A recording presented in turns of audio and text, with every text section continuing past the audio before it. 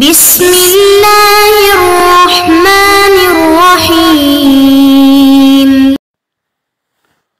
أعوذ بالله من الشيطان الرجيم.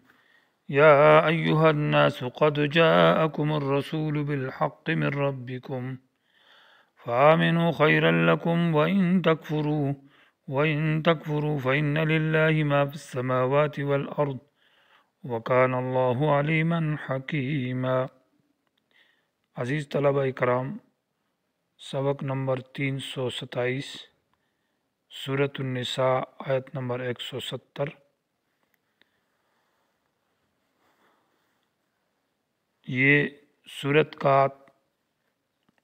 تیسرے حصے کا تیسرا باب ہے۔ جو تیسرا حصہ تھا 3 فرقوں کے بارے میں، منافقین، یہود اور ان کی تردید اور ان پر زواجر۔ تو اب اس حصے کے اندر پہلے حصے میں منافقین کا ذکر ہوا، دوسرے حصے کے اندر یہود کی خباثتوں کا ذکر، ان پر زواجر کا ذکر، اور ان کے ایک شبہ کا جواب کی کتاب اکٹھی کیوں نہیں آئی، تو الزامی جواب اور اس میں ان کی خرابیاں، اور پھر انا اوحینا الیک سے تحقیقی جواب کہ تمام انبیاء علیہم الصلاۃ والتسلیمات، یعنی حضرت نوح علیہ السلام سے لے کر آخر تک وہی کا انداز یہی رہا ہے جو آخری نبی پر رہا ہے۔ اب یا ایھا الناس قد جاءکم الرسول، آیت نمبر 170 سے دعوت ہے اور ترغیب ہے الی الایمان بالرسول والقرآن، کہ چھوڑ شبہات کو، اعتراضات کو، اور اس کفر کو، اور صد عن سبیل اللہ کے راستے سے روکنا، اور ظلم و حسد اور ضد کرنا، ان کاموں کو چھوڑو، بلکہ ایمان لے آؤ رسول کے اوپر، اس لیے کہ رسول آ چکا ہے۔ یا ایھا الناس قد جاءکم الرسول بالحق من ربکم، وہ لوگو، اللہ کا سچا رسول آ چکا ہے اور حق لے کر آیا ہے، اور اس ذات کی طرف سے آیا ہے جو تمہارا رب ہے۔ معنی جسمانی تربیت بھی وہی کرتا ہے تو روحانی تربیت بھی وہی اللہ کرتا ہے، اور اس نے روح کی تربیت کے لیے رسول بھیجا ہے اور ساتھ کتاب دے کر بھیجی ہے۔ تو اس لیے ایمان بالرسول اور ایمان بالقرآن کی طرف دعوت دی جا رہی ہے بعد تحقیق الشبہات و جوابات الشبہات۔ آیت نمبر 74 کے اندر یا ایھا الناس قد جاءکم برہان من ربکم میں وہاں دعوت الی القرآن ہے، اور یہاں پر دعوت الی الرسول ہے، یعنی الی الایمان بالرسول۔ اور آخر میں پھر ایک مسئلہ ذکر کیا ہے، فَأَمَّا الَّذِينَ يَسْتَفْتُونَكَ قُلِ اللَّهُ يُفْتِيكُمْ فِي الْكَلَالَةِ میں وہ آخری آیت، آیت المیراث کے اندر وہ مظلوموں کا دفاع آخر میں جو صورت کا خلاصہ اور نچوڑ کے طور پر ذکر کیا کہ صورت کے اندر مظالم کا دفاع ہے، تو آخر میں اس کا ذکر ہے۔ یا ایھا الناس، اے لوگو، یہ گویا کہ خطاب عام ہے، اور پھر اس کے بعد آیت نمبر 171 میں خطاب خاص ہے یا اہل الکتاب سے۔ یا ایھا الناس یعنی گویا کہ یہود کے شبہ کو دفع کرنے کے بعد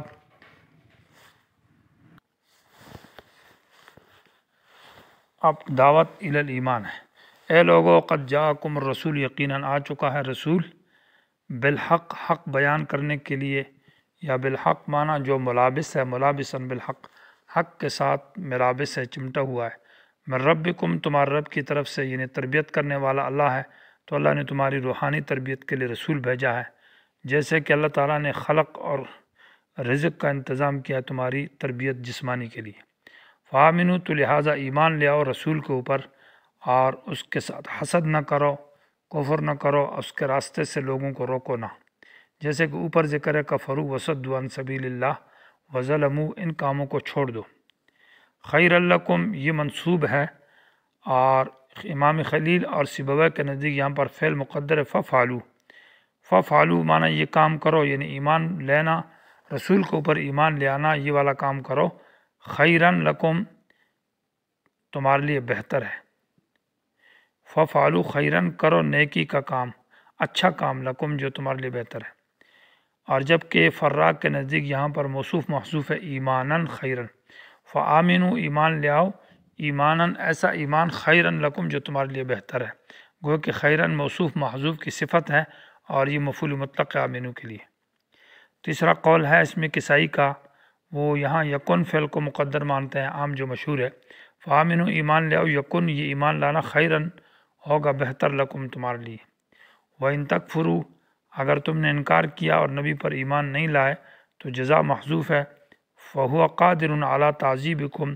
اللہ تمہاری سزا پر قادر ہے، پھر اللہ تمہیں سزا دے گا، اور سزا اس لیے دے گا کہ فَإِنَّ لِلَّهِ مَا فِي السَّمَاوَاتِ وَالْأَرْضِ کہ اختیار اور تصرف اور قدرت تمام ان چیزوں کا جو آسمان اور زمین میں ہے صرف اللہ ہی کا ہے، تو اللہ متصرف اور قادر ذات ہے، وہ تمہیں سزا دے سکتا ہے۔ وَكَانَ اللَّهُ عَلِيمًا حَكِيمًا اور اللہ تعالیٰ جانتا ہے تمام حالات کو، تو اس لیے اللہ سزا بھی دے سکتا ہے، حکیماً اور حکمتوں والا ہے۔ یا اہل الکتاب میں اب خطاب خاص ہے بعد العام کہ اے اہل کتاب لا تغلو، یعنی گویا کہ ایک وہم کا جواب ہے کہ اہل کتاب یہود اور نصارہ نے کہا کہ ہم تو مومن ہیں اور ہم ایمان لائے ہیں، ہمیں کیسے کہا جا رہا ہے کہ وہ ان تکفروا تم کافر ہو، اور ایمان کی دعوت کیوں دی جا رہی ہے؟ تو جواب یہ ہے کہ تم نے دین کے اندر غلو کیا ہے۔ غلو کا معنی ہے دین میں زیادتی کی ہے، کمی کی ہے، اور افراط اور تفرید کیا، اور غلو کی صورت میں دین برقرار نہیں رہتا، دین ٹوٹ جاتا ہے۔ تو اس لیے یا اہل الکتاب سے ان کو دعوت دی جا رہی ہے، اہل کتاب لا تغلو نہ زیادتی کرو فی دینکم اپنے دین میں۔ لفظ غلو مشتق ہے غلون یا غلوون سے، بمعنی تجاوز کرنا حد سے، اور اس کا عام مشہور معنی ہے تجاوز عن الحد الشرعی بالافراط کہ حد شرعی جو مقرر ہے اس سے تجاوز کرنا، لیکن افراط معنی اس میں زیادتی کرنا۔ جیسے کہ نصارہ کے بارے میں یہ بات میں سورہ مائدہ کے اندر آیا لا تغلو فی دینکم کہ انہوں نے دین کے اندر زیادتی کی کہ عقیدے میں یا عمل میں، جیسے کہ حضرت عیسیٰ علیہ السلام کو الہ مانا، مریم کو الہ مانا، تو یہ گویا کہ افراد زیادتی کی عقیدے کے اندر کہ اللہ کے علاوہ کسی اور کو الہ مانا ہے، عام مشہور۔ لیکن یہاں دونوں معنی ہے کہ دین میں کمی کرنا یہ بھی غلو ہوگا، اور دین میں زیادتی کرنا یہ بھی غلو ہے۔ گویا کہ کمی اور زیادتی دونوں کو مراد ہے، اور رد ہے یہود اور عیسائیوں کے اوپر کہ ان دونوں نے کمی اور زیادتی کی ہے۔ یہود نے حضرت عیسیٰ علیہ السلام کو ولد زنا کہا اور اس کی ماں کو گالی دی، مریم کو علیہ السلام تفرید کی ہے، اور عیسائیوں نے افراد کیا ہے کہ ان کو خدا اور الہ مانا اور ان کو خدائی کا درجہ دے دیا۔ تو گویا کہ دونوں نے غلو کیا ہے، کمی بھی کی اور زیادتی بھی کی ہے۔ یہود نے کمی کی ہے اور عیسائیوں نے اس میں افراط یعنی زیادتی کی ہے۔ اس لیے کہ لا تغلو فی دینکم اپنے دین میں کمی اور زیادتی نہ کرو، یہ ترجمہ صحیح ہوگا۔ اور ولا تقولوا علی اللہ الا الحق، یہ گویا کہ غلو کے بعد کہا کہ مت جھوٹ بولو اللہ کے اوپر، یعنی مت کہو اللہ کے اوپر الا الحق مگر جو بات حق اور سچ ہو۔ حق وہ ہے ما ثبت بالشرع والکتاب والسنہ، جو حق کی شرعی مراد ہے جو کہ کتاب اور سنت سے ثابت ہو۔ تو اس لیے کہ غلو مستلزم ہے تقول علی اللہ کو۔ جب انسان دین میں کمی زیادتی کرتا ہے تو ظاہر بات ہے پھر اللہ پر جھوٹ بولتا ہے اور جھوٹ باندھتا ہے۔ اس لیے جو بدعات کرتے ہیں عقیدے کی یا عمل کی، تو وہ جو ہے دین کے اندر تو وہ تقول علی اللہ مان اللہ پر جھوٹ باندھتے ہیں۔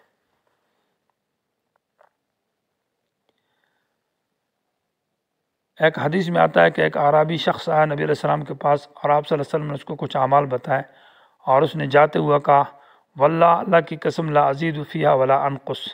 کہ میں ان میں نہ زیادتی کروں گا نہ کمی کروں گا۔ تو آپ صلی اللہ علیہ وسلم نے فرمایا کہ یہ شخص ہے اگر آپ نے جنتی آدمی دیکھ رہا ہے، تو فرض کے اندر جو فرض ہے وہ فرض اسی درجے میں رہے، اس میں کمی زیادتی نہ کی جائے، واجب میں نہ کی جائے، سنت میں اور مستحب میں بھی نہ کی جائے۔ ہاں انما المسیح سے ابھی عیسائیوں پر اور یہودیوں پر رد ہے تفصیلاً۔ یقیناً عیسیٰ علیہ السلام کے بارے میں جنہوں نے غلو کیا ہے، یعنی ایک تو بعض یہودیوں نے کیا کہ اس کو ولد الزنا کہتے ہیں، اور دوسرا عیسائیوں نے کہا کہ اس کو ابن اللہ اور خدا کہا ہے۔ انما المسیح بے شک عیسیٰ مسیح جو ہے جو کہ عیسیٰ ابن مریم ہے، رسول اللہ واللہ کا رسول ہے، پیغمبر ہے، اعلیٰ مقام ہے، اس کو برا بھلا کہنا ٹھیک نہیں ہے، اور خدا بھی نہ کہو بلکہ وہ اللہ کا رسول ہے۔ وکلمتہ اور اللہ کے کلمہ کن سے وہ پیدا ہے، کلمتہ اللہ کا کلمہ ہے یعنی کلمہ کن سے پیدا ہے، یا کلمتہ اللہ کی طرف سے وہ ایک بشارت ہے امت کے لیے، یا کلمتہ معنی یہ ہے کہ جو جبرائیل علیہ السلام کے روح پھونکنے کی وجہ سے پیدا ہوا ہے، اور جس کا ذکر سورہ مریم کے اندر ہے۔ القاہا اس کو ڈالا ہے اللہ تبارک و تعالی نے الی مریم، مریم کی طرف اس روح کو، وروح، اور روح کا معنی روح والا ہے یعنی حیات والا ہے، منہ اللہ کی طرف سے ہے۔ یہ معنی نہیں ہے روح کہ وہ روح ہے، منہ اللہ کا ٹکڑا ہے، من تبعیض کے لیے نہیں ہے، من جہت اور طرف کے لیے معنی اللہ کی طرف سے ہے، اور روح معنی روح والا ہے، یعنی گویا کہ وہ روح میں اور حیات میں اللہ کا محتاج ہے، وہ خود الہ نہیں ہے۔ ہارون رشید کے دربار میں ایک نصرانی ڈاکٹر آیا، تو اس نے ایک عالم دین تھے علی ابن حسین واقدی، ان سے سوال کیا کہ عیسیٰ علیہ السلام جو ہے وہ ابن اللہ ہے، اور اس پر دلیل آپ کی کتاب میں ہے کہ روح منہ کہا ہے کہ من تبعیض کے لیے ہے، یعنی وہ اللہ کا جز ہے اور ٹکڑا ہے، تو یہ منہ اللہ کی جزیت پر دلالت کرتا ہے کہ عیسیٰ علیہ السلام اللہ کا جز اور ٹکڑا ہے۔ تو اس عالم نے کہا کہ قرآن مجید میں سورہ جاسیہ کے اندر وَسَخَّرَ لَكُم مَّا فِي السَّمَاوَاتِ وَالْأَرْضِ جَمِيعًا مِّنْهُ، کہ جو کچھ اللہ نے آسمان اور زمین میں پیدا کیا یہ جمیعاً سارا کا سارا منہ اللہ کی طرف سے۔ تو کیا معنی کرے گا کہ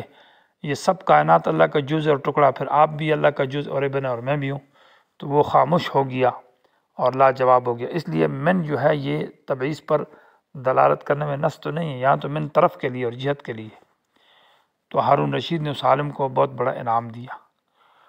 اس لیے فآمنوا باللہ، پس ایمان لے آؤ اللہ کی الوہیت پر کہ الہ اور حاجت روا اور مشکل کشا اللہ ہے، عیسیٰ لیس بإلہ، ورسول ہی اللہ کے رسولوں پر ایمان لے آؤ کہ عیسیٰ علیہ السلام اور دیگر انبیاء و اللہ کے رسول ہیں، پیغام پہنچانے والے ہیں۔ ولا تقولوا ثلاثہ، اور مت کہو ثلاثہ، یعنی تثلیث کے عقیدے سے رک جاؤ۔ تو تثلیث کا عقیدے کا یہ معنی ہے کہ وہ کہتے ہیں کہ الہ جو ہے وہ تین ہے، اللہ ہے، مریم ہے اور عیسیٰ ہے، گویا کہ اب اور ابن اور مریم۔ یہ جو عیسائیوں کے اندر تثلیث کا عقیدہ ہے، تو یہ عقیدہ مختلف ہے، اس کے اندر ان کے اپنے کوئی یقینی بات نہیں ہے، ان عیسائیوں کے اندر آپس میں بھی عقیدہ تثلیث کے اندر اختلاف ہے۔ ان میں ایک فرقہ ہے نستوریہ جس کو کہتے ہیں، نستوریہ ابھی ان کو قول دینس کہتے ہیں، اور ان کا عقیدہ تثلیث کا ہے۔ اور دوسرا ان کے اندر ہے ملکانیہ،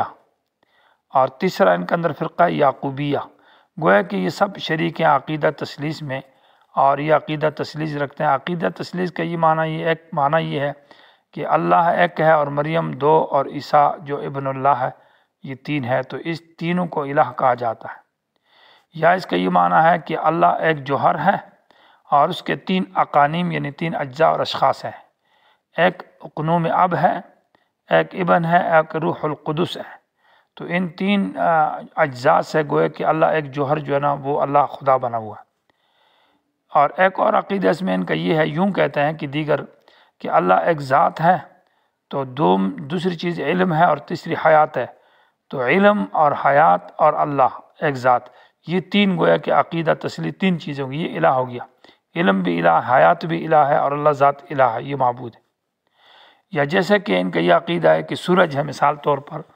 تو سورج کا ایک جسم ہے جو اس کی وہ ٹکیا ہے گول دائرہ نما جو ہے، ایک وہ ہے، اور دوسری چیز سورج کے اندر حرارت ہے، گرمائش ہے، اور تیسری چیز سورج کے اندر جو ہے وہ ضوء روشنی ہے۔ تو ہے تین ہے لیکن بظاہر سب اکٹھی ایک نظر آتی ہے۔ تو اس لیے یہی عیسیٰ علیہ السلام کو یا اللہ کو وہ تین اس حیثیت سے مانتے ہیں۔ بہرحال ان کے اندر خود بھی اس عقیدہ تثلیث میں کسی ایک بات پر یہ پکے نہیں ہیں، آپس میں ان کا اختلاف ہے۔ اس لیے ولا تقولوا ثلاثہ، تثلیث کا عقیدہ چھوڑ دو، انتہو، باز آ جاؤ اس عقیدے سے، خیرن مانا اقصدوا خیرن یا یکن خیرن، تمہارے لیے بہتر ہوگا کہ یہ عقیدہ چھوڑنا تثلیث والا اور عقیدہ توحید کی طرف آ جاؤ، وقصدوا التوحید یکن خیر لکم۔ انما اللہ، بے شک اللہ الہ واحد ایک ذات ہے،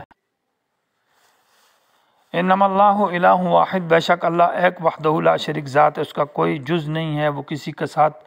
اس کی وہ بندگی کا حقدار ہے، اس کی بندگی میں اس کے ساتھ کوئی شریک نہیں ہے۔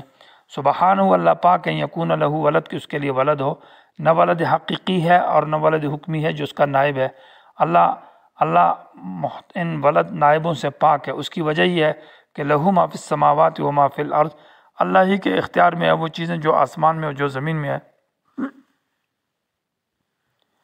یعنی سب اللہ کی مملوک ہے اور مملوک ابن نہیں ہو سکتا، اور تصرف میں اللہ کسی کا محتاج نہیں ہے۔ وکفیٰ باللہ وکیلا، اور اللہ ہی کافی ہے کام چلانے میں، کارساز میں، یعنی اللہ کام اور ذمہ دار ہونے میں اللہ کافی ہے، اللہ کے ساتھ کسی اور کی ضرورت نہیں، اللہ کسی کا محتاج نہیں ہے۔